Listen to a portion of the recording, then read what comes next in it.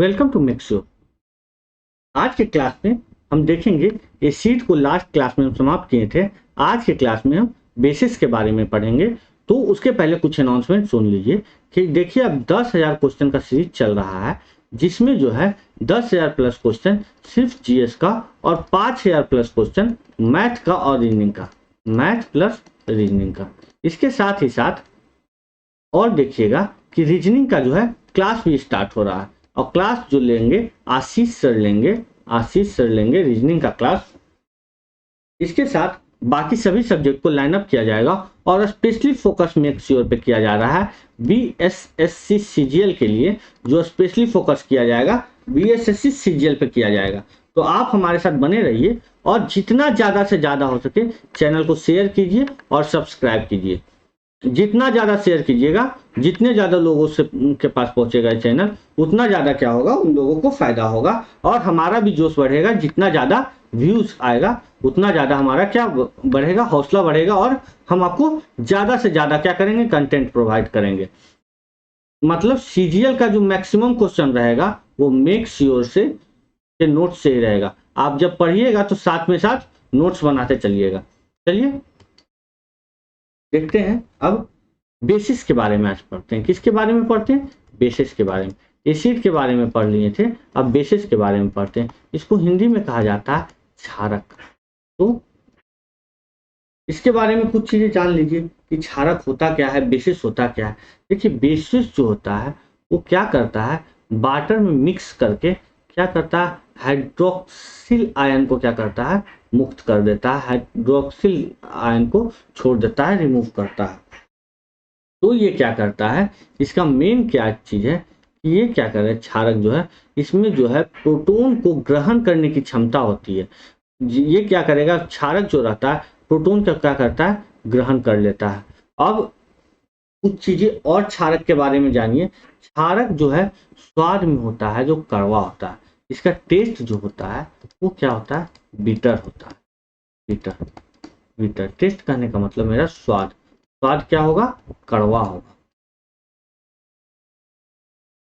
यदि आप किसी साबुन, किसी बेस को छू रहे हैं तो वो क्या होगा, वो साबुन के समान क्या होता है, चिकना होता है।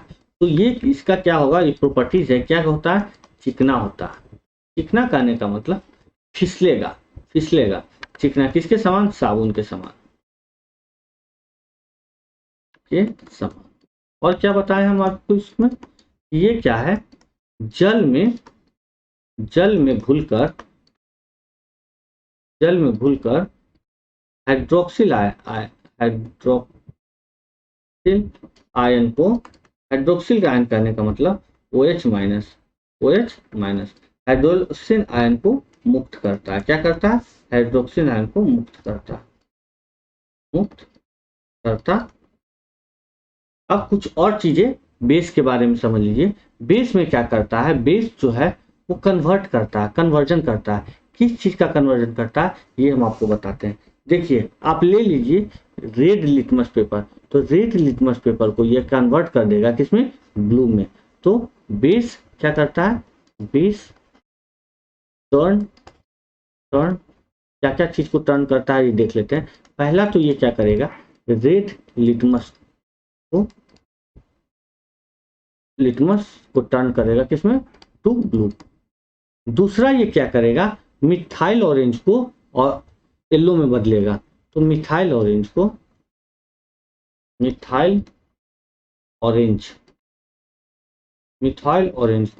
येलो में। तो बेस का कुछ एग्जांपल हम आपको बता देते हैं। तो पोटेशियम हाइड्रोक्साइड हम पढ़े, तो हाइड्रोक्सिल आयन जहां पर रहेगा, OH जहां पे रहेगा वो क्या होगा, बेस होगा। वहां पे हम क्या देख रहे थे, एसिड में H रहता है और यहाँ क्या है, OH रहेगा। तो H को अभी क्या करते हैं, रिमूव करते हैं यहाँ से, ताकि नोट्स में आपका कोई दिक्कत ना हो जब नोट्स बना रहे होंगे। तो अब पोटेशियम हाइड्रोक्साइड ले लीजिए, KOH। ये क्या हो जाएगा, ये हो जाएगा एग्जाम्पल है किसका, बेस का। इसके साथ ही साथ सोडियम हाइड्रोक्साइड ले लीजिए, NaOH। तो ये भी क्या है, बेस है, किसका एग्जाम्पल है, बेस का। इसके साथ ही साथ एक और बेस का एग्जाम्पल हम देते हैं, कैल्शियम ऑक्साइड। ये आपका इंपॉर्टेंट होता है, कैल्शियम ऑक्साइड। यदि आपको दे दे कैल्शियम ऑक्साइड क्या है, एसिड है, ये बेस है, तो OH नहीं रहेगा तो आप क्या मारिएगा, बेस एसिड या कुछ भी मार दीजिएगा, लेकिन ये बेस है, आप याद रखिएगा, दिमाग में एकदम अटा के रखिएगा।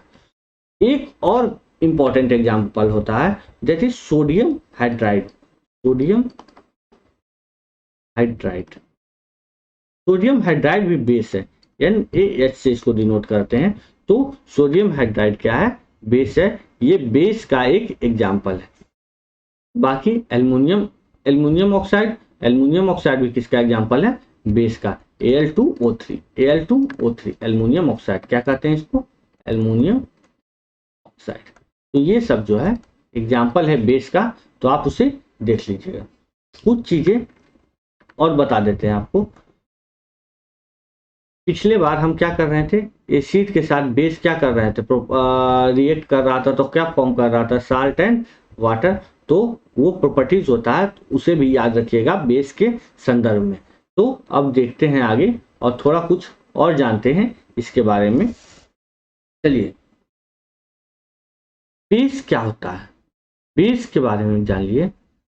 बेस आपको पिछला एग्जाम्पल जो बताए थे उसका प्रॉपर्टीज जो बताए थे एसिड का, उसी से उठा के हम यहाँ इसका डिफिनेशन बना रहे हैं। Base are those metallic compounds which when react with acid neutralize them। कहने का क्या मतलब है हमारा, एसिड के साथ जब बेस रिएक्ट करेगा, बेस जब, बेस पहले लिख रहे हैं देखिएगा, वहां एसिड पहले लिखे थे, यहाँ बेस, बेस जब एसिड के साथ रिएक्ट करेगा तो क्या बनाएगा, हाइड्रोजन प्लस साल्ट, आपको बताएं वाटर प्लस साल्ट, तो वाटर प्लस साल्ट का फॉर्मेशन करता है। तो वाटर प्लस साल्ट कहने का क्या मतलब है हमारा, जब ये वाटर प्लस साल्ट हम कह रहे हैं तो इसका कहने का सीधा मतलब है ये क्या करेगा, न्यूट्रलाइज करेगा और क्या बनाएगा, वाटर प्लस साल्ट का फॉर्मेशन करेगा। चलिए, तो कुछ चीजें और जान लीजिए। ये ही होता है कि ये क्या करता है, न्यूट्रलाइज कर देता है, न्यूट्रलाइज। बेस जब एसिड के साथ रिएक्ट करेगा तो न्यूट्रलाइज कर देगा इसे और बनाएगा साल्ट प्लस वाटर। अब कुछ चीजें बेस के बारे में डिटेल में देख लेते हैं कि बेस का टाइप क्या होता है। तो बेस का टाइप जो है मेनली पढ़ा जाता है weak base and strong base, लेकिन कुछ और देखते हैं, जैसे सांद्रता के आधार पर हम देखेंगे कंसंट्रेटेड बेस, डाइल्यूट बेस, इसके साथ ही साथ देखेंगे एक अम्लीय बेस, मतलब एक अम्लीय बेस देखेंगे, द्विअम्लीय बेस देखेंगे और त्रिअम्लीय बेस देखेंगे। तो ये अम्लीयता के आधार पर देखेंगे, एसिडिटी के आधार पर देखेंगे। तो आपको हम पूरा जो है डिटेल में बेस को एनालाइज करवाने जा रहे हैं। तो बेस को ध्यान से सुनते रहिएगा, बस बेस को जो है 20 से 25 मिनट आप ध्यान से सुनिएगा, पूरा बेस को हम खत्म करेंगे। देखिए, types of base, types of base, types of base. अब देखिए डिफरेंट टाइप्स था बेस का। तो ये 3 आधार पे हम आपको बता रहे हैं, 3 आधार पे आपको मेनली पढ़ना है। तो पहला तो है जल में विलीयता के आधार पे, जल में ये तो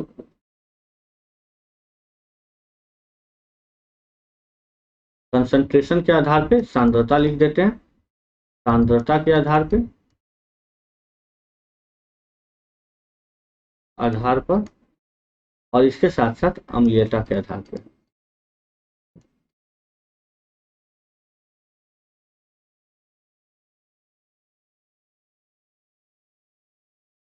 सांद्रता के आधार पे कहने का मतलब क्या होगा कि on the basis of concentration, क्या, on the basis of concentration, on the basis of concentration. नहीं तो इंग्लिश नहीं लिखेंगे तो परेशान हो जाइएगा आप लोग। इसके साथ साथ अम्लीयता के आधार पे कह रहे हैं, तो ऑन द बेसिस ऑफ क्या, एसिडिटी ऑफ द बेस। तो अम्लीयता के आधार पे on the basis of acidity, on the basis of acidity, acidity. और इसके साथ साथ जल में विलीयता के आधार पे भी इसे देखेंगे, on the basis of solubility in water, on the basis of solubility in water. देखिए अब आपको हम ईच एंड एवरी टर्म को इंग्लिश और हिंदी दोनों में बता रहे हैं। तो ईच एंड एवरी टर्म को 20 मिनट तक ध्यान से सुनिएगा और साथ साथ नोट्स बनाते चलिए। आपका बेस जो है पहली बार में जो पढ़िएगा उसी में क्या हो जाएगा, समाप्त हो जाएगा। देखिए जल में विलेयता के आधार पर, तो इसके आधार पर हम डिटेल में एनालाइज करते हैं, तब आपको बताते हैं कि कौन कौन सा क्लासिफिकेशन किया गया। तो on the basis of solubility, on the basis of solubility, on the basis of solubility, solubility के आधार पे कौन कौन सा क्लासिफिकेशन हुआ भैया, तो ये होगा strong base, strong base and weak base, weak base. तो स्ट्रॉन्ग बेस और वीक बेस का मतलब समझ लीजिए। देखिए कुछ चीजें आपको समझना बहुत जरूरी है। देखिए स्ट्रॉन्ग बेस कहने का क्या मतलब है, जब कोई सॉल्यूशन में पूर्णतः घुल के क्षारक जो भी बेस है वो क्या होगा, सॉल्यूशन में क्या होगा, पूर्णतः घुल जाएगा और घुल कर आयनित हो जाएगा, तो उसे कहेंगे स्ट्रॉन्ग बेस, प्रबल क्षारक। क्या कहा जाता है उसे, स्ट्रॉन्ग बेस।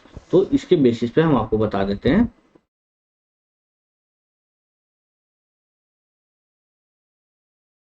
स्ट्रॉन्ग बेस का डिफिनेशन यहाँ पे लिख देते हैं ना, तो आपको समझ में आ जाए। वह क्षारक, वह क्षारक, क्षारक, वह क्षारक जो सॉल्यूशन में, सॉल्यूशन में डिसॉल्व होकर, डिसॉल्व हो जाए, हो जाए कंप्लीटली। देखिए अपने भाषा में से लिख रहे हैं, कंप्लीटली डिसॉल्व हो जाए, या यहाँ लिख देते हैं क्या, पूर्णतः घुलकर आयनित हो जाए, घुलकर आयनित हो जाए,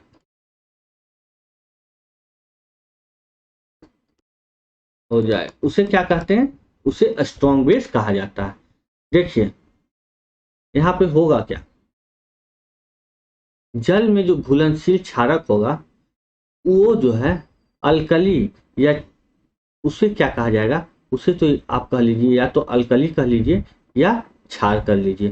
तो जल में जो घुलनशील क्षारक होता है, तो जल में घुलकर आयनित होता है, तो घुलनशील क्षारक को यहाँ पे कहेंगे घुलनशील, घुलनशील क्षारक, घुलनशील क्षारक कहलाएगा क्या, अल्कली, अल्कली, या इसको कह लेंगे क्षार भी कहा जाता है, बेस कह लेंगे। ठीक, तो इसे ही कहते हैं बेस या क्षार। तो आप समझ लीजिए, ऐसा एक एग्जाम्पल बताइए जो स्ट्रॉन्ग बेस का एग्जाम्पल है। तो ये जो है सोडियम हाइड्रोक्साइड, पोटेशियम हाइड्रोक्साइड, ये सब क्या है, स्ट्रॉन्ग बेस है।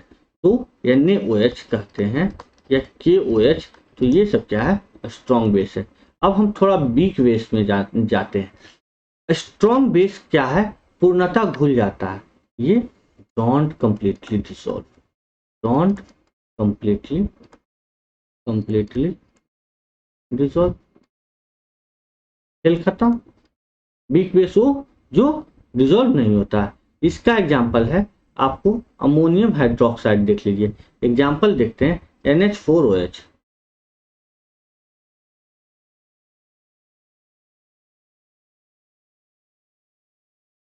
NH4OH, ये एग्जाम्पल है किसका, वीक बेस का। तो यहाँ पे आपको सॉल्युबिलिटी के आधार पे हम यही दो बेस को पढ़ना है जिसे हम बताए हैं आपको। इसके साथ ही साथ आपको हम अब बताते हैं कंसंट्रेटेड बेस और डाइल्यूट बेस। तो कंसंट्रेटेड बेस और डाइल्यूट बेस के बारे में, जैसे हम कंसंट्रेटेड एसिड पढ़े थे और डाइल्यूट एसिड पढ़े थे, उसी तरह से तो आप देख लेते हैं on the basis of concentration, on the basis of concentration,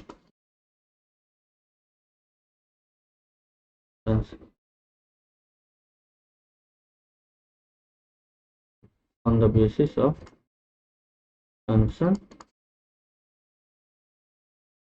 concentration के बेसिस पे हम बेस को पढ़ने का कोशिश करते हैं।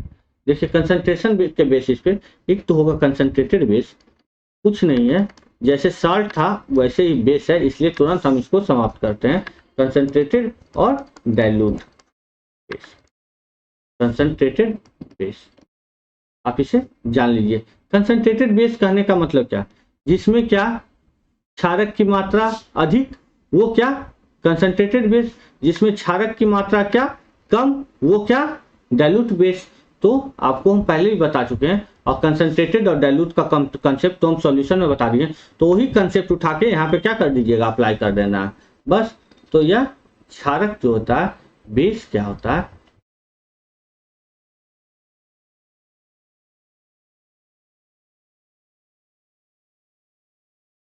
जो क्षारक होगा, क्षारक मतलब कंसंट्रेशन, कंसंट्रेशन मतलब होता है सांद्रता, सांद्रता होता है। और क्षारक classification on the basis of, based on, तो क्षारक के बेस पे, चलिए क्षारक के बेस पे करते हैं, on the basis of concentration. तो क्षारक क्या होगा, ज्यादा मात्रा में, ज्यादा मात्रा में, और यहाँ क्या होगा क्षारक कम मात्रा में। तो आपको क्या हो जाएगा, डाइल्यूट बेस, और ये हो जाएगा क्या, कंसंट्रेटेड बेस। अब क्या करता है, डाइल्यूट बेस को हिंदी में क्या कहते हैं, तनु क्षारक कहते हैं। और तो क्षारक मतलब तनु, और ये तनु है, ये सांद्र है, ये सांद्र। अब हो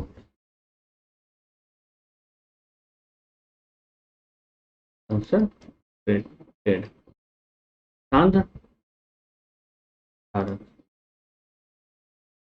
तनु क्षारक, तो ज्यादा मात्रा में रहेगा। तो ये, अब इसका एग्जाम्पल ले लेते हैं कि सोडियम हाइड्रोक्साइड एग्जाम्पल है कंसंट्रेशन बेस का। तो इसका एग्जाम्पल क्या है, सोडियम हाइड्रोक्साइड NaOH। और इसका एग्जाम्पल ले लेते हैं, तो ये आपको अमोनियम हाइड्रोक्साइड बताए थे, या सोडियम हाइड्रोक्साइड, सोडियम हाइड्रोक्साइड और अमोनियम हाइड्रोक्साइड। तो अमोनियम हाइड्रोक्साइड ले लीजिए इसका एग्जाम्पल डाइल्यूट बेस का, तो यह होगा अमोनियम हाइड्रोक्साइड,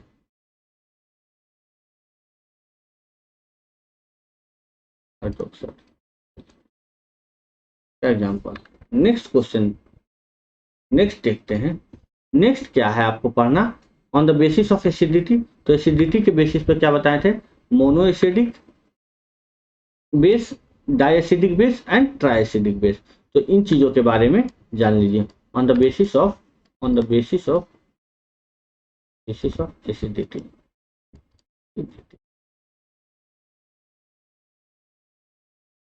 क्या आपको बताएं, मोनो एसिडिक बेस,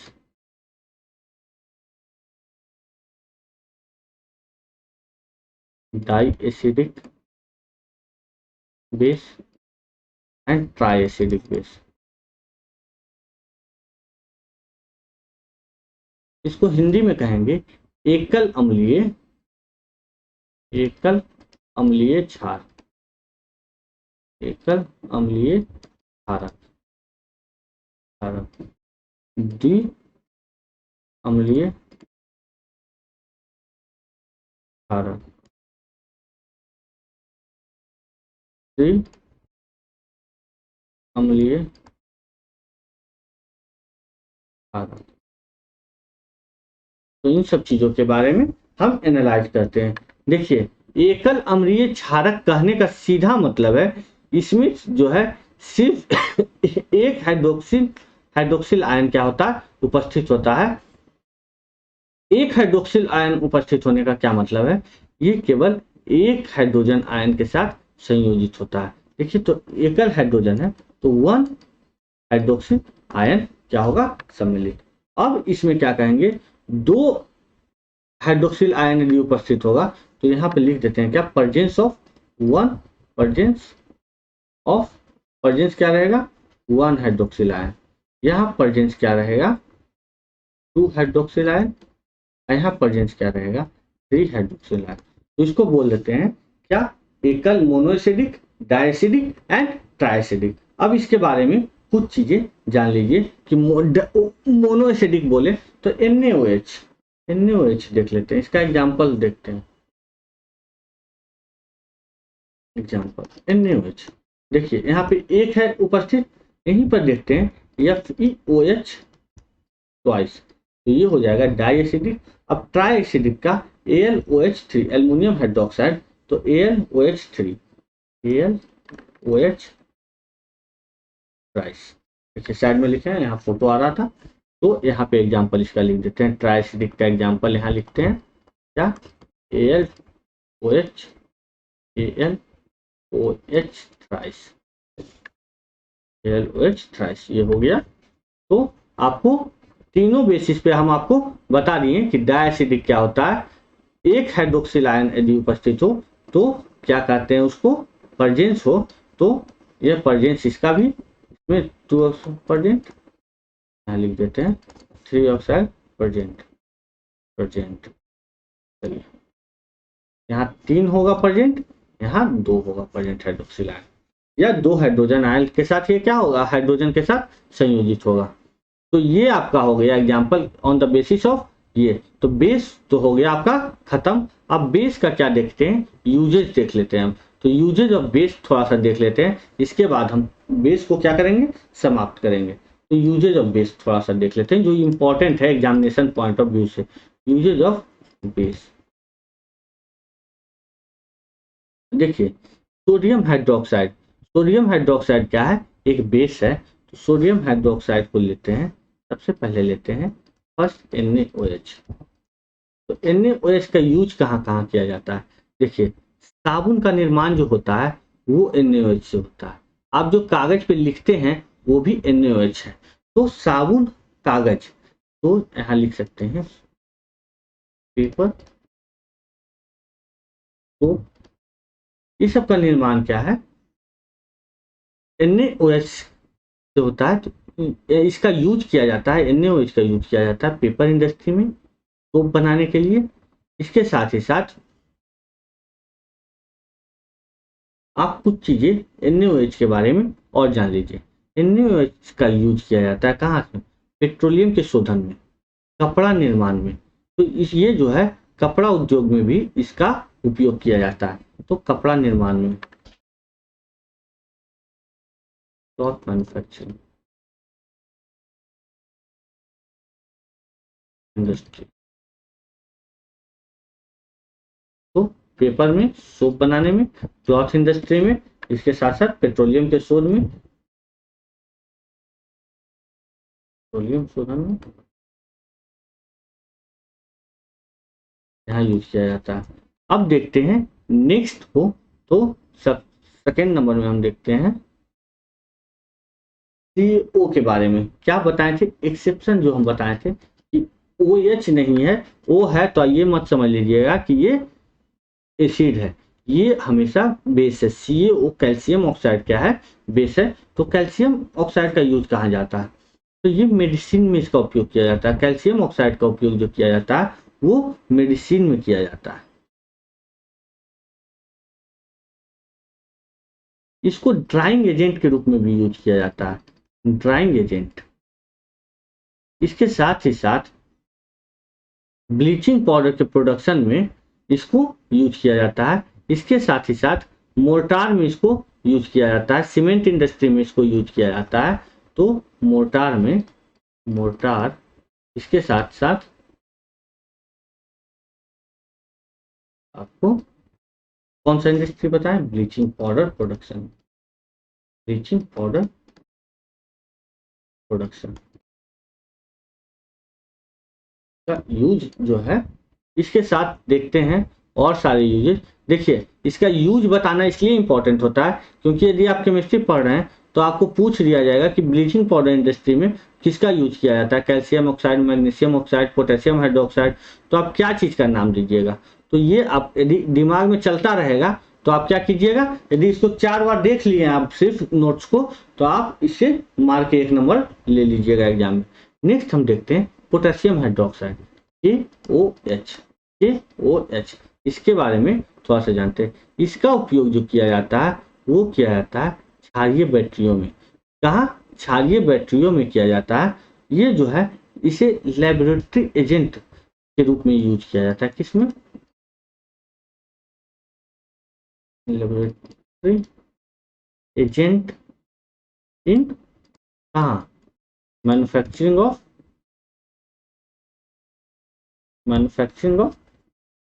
लिख देते हैं, चलिए।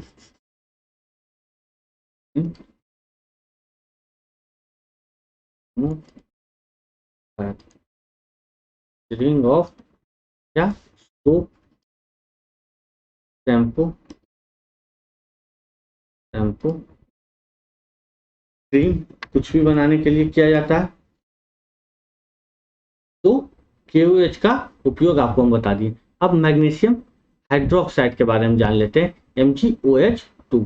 ये क्या हो जाएगा? डाई एसिडिक बेस होगा।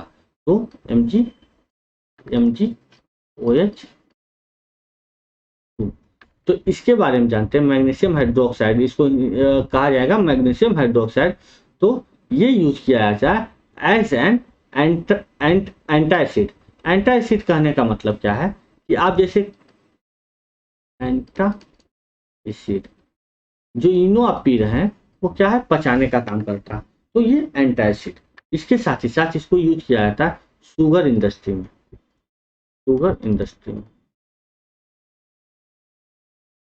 तो आपको हर चीज का यूज हम बता दे रहे हैं कि मैक्सिमम जो होता है यूज, उसे हम कवर कर दें।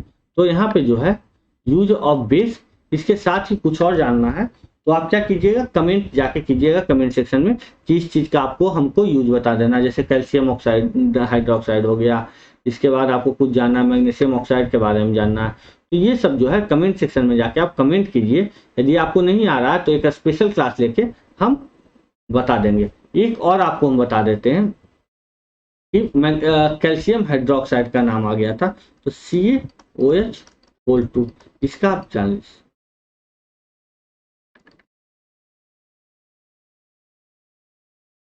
CaOH2 इसको मेनली यूज किया जाता है कहाँ? इसको मेनली किया जाता है चमड़ा उद्योग में। चमड़ा उद्योग, देखिए CaOH2 को यदि आप कह लीजिएगा कि बुझा हुआ चूना इसे कहा जाता है, इसे इस नाम से भी जाना जाता है। तो इसे चमड़ा उद्योग में यूज कर लीजिए, या गंदे नाली का जो पानी होता है उसके उपचार में यूज कर लीजिए। ये सब जगह यूज किया जाता है। CaO2 का ब्लीचिंग पाउडर में किया जाता है। तो ब्लीचिंग पाउडर लिख लेती है, ब्लीचिंग पाउडर जो इम्पोर्टेंट है वो लिखवा देते हैं। ब्लीचिंग पाउडर सीमेंट का मैन्युफैक्चरिंग में किया जाता है, प्लास्टर का मैन्युफैक्चरिंग में किया जाता है। तो ये सब यूज किया जाता है कहाँ? और आपको जो जैसे हाथ टूट गया तो कहाँ क्या यूज किया जाएगा? बुझा हुआ चूना यूज किया जाएगा। CaOH2, कैल्शियम हाइड्रोक्साइड यूज किया जाएगा। तो ये सब जो हो गया इंपॉर्टेंट यूजेज हो गया, जो यूजेज हम आपको क्या किए बता दिए। अब जो है आपको जानना है क्या चीज के बारे में? यूज तो हो गया, बेस का यूज के बारे में जान लिए हम। अब बेस यहीं पर आपका क्या होगा? खत्म होगा। अब अगले क्लास में हम देखेंगे किस चीज के बारे में? नेक्स्ट क्लास में हम जानेंगे, नेक्स्ट टॉपिक को एनालाइज करेंगे साल्ट के बारे में। साल्ट के बारे में नेक्स्ट क्लास में पढ़ते हैं।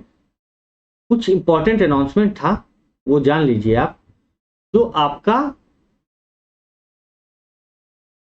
रीजनिंग वाला जो है क्लास स्टार्ट हो रहा है, तो रीजनिंग वाले क्लास के लिए जितना ज़्यादा से ज़्यादा हो सके वो क्या कीजिएगा? शेयर कीजिएगा और सब्सक्राइब करके रखिएगा चैनल को।